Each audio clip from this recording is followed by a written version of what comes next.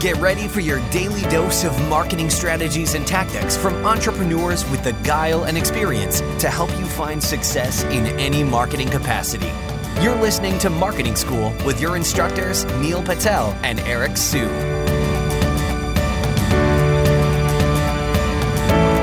Welcome to another episode of Marketing School. I'm Eric Su. And I'm Neil Patel. And today we're going to talk about what makes a brand stand out. So, if you think about the popular brands out there, the Apples of the world or even the Nikes of the world, these are the brands that are out there all the time, right? And to kick things off, just to think about those brands, when I look at athletes wearing Nike or football players or basketball players out there on the field, these logos, they're really subtle and they stand for something, right? It's just, when you think about a brand, it's what something is. There's a story behind it, right? What's the story behind Coca-Cola, right? Whether it's, for example, like your mom taking you to McDonald's when you were little to get a Coca-Cola every day. There's always a story behind a brand. And so when you see that logo, it tells some kind of story in your head, whether it's all the games that you watched around it. That's why, when I remember like a Nike, for example, I remember all the good football games or basketball games I watched. To me, it's a symbolization of hard work. I've read the book Shoe Dog in the past. So to me, a brand tells a really good story, and the logo is really subtle and it stands for something pretty subtle too, right? So like, Nike, just do it. Emotion is another thing, right? So what Eric's getting at is one, celebrities that he mentioned, two, emotions, like the Nike, just go and do it, or Gatorade, you see all the athletes going all and they're doing whatever it could be to succeed. Another thing is Eric also mentioned is storytelling. If there's a story behind it, like you can emotionally connect with it, you're much more likely to remember the brand, keep using it, it'll stand out. And another one that I end up having is when you think about brands, right? How do they connect with their consumers? So sure, sometimes a brand stands out by their logo or their messaging or what they do with athletes. But one simple way is how do they interact with their visitors, their customers, their potential customers?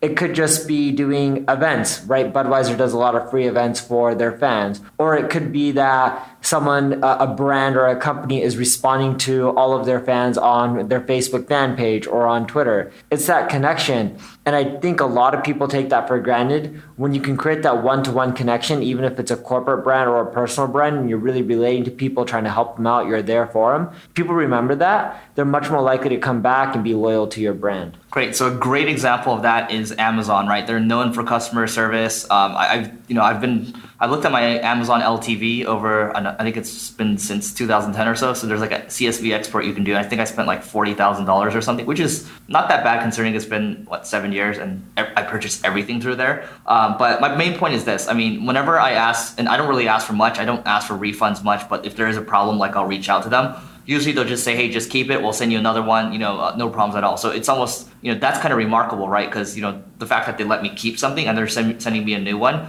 And there was almost, it was a painless experience, right? And I think about something a friend told me the other day where, when he got on the train, and I think it was in Japan or something, and one of the models was, our goal is to make this, this as uneventful as possible, right? You want travel to be seamless. That's the same thing with Amazon too, right? They're telling you, that you can rely on them, and they're focused on the customer. And at the end of the day, that's what Amazon is. So that's a good example of what Neil's talking about. Yeah, and Zappos also did the same thing. I've had a similar experience with Amazon. The funny thing is you'll see some amazing brands and companies, like for example, conversion rate experts. If you're a client of theirs, at the end of each month, they send you a survey to figure out how happy you are. Because if you're not happy, even if they're producing results, they figure out why and they figure out how to delight you, right? It just shows that they care. And I think a lot of brands these days are missing that, where they don't really care about their customers. They just do stuff because of the money, but when you really care, it makes a big difference. Major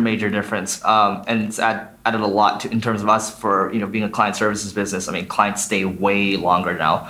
So anyway, that's it for today. And before we go, we have a 1-year annual subscription of Crazy Egg that we'd like to give away. This is a heat mapping analytics tool by Neil Patel. And you can actually get multiple entries on this. So if you want to learn more, just go to singlegrain.com/giveaway. Once again, go to singlegrain.com/giveaway to learn more, and we will see you tomorrow. This session of Marketing School has come to a close. Be sure to subscribe for more daily marketing strategies and tactics to help you find the success you've always dreamed of.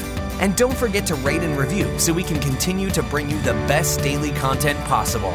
We'll see you in class tomorrow, right here on Marketing School.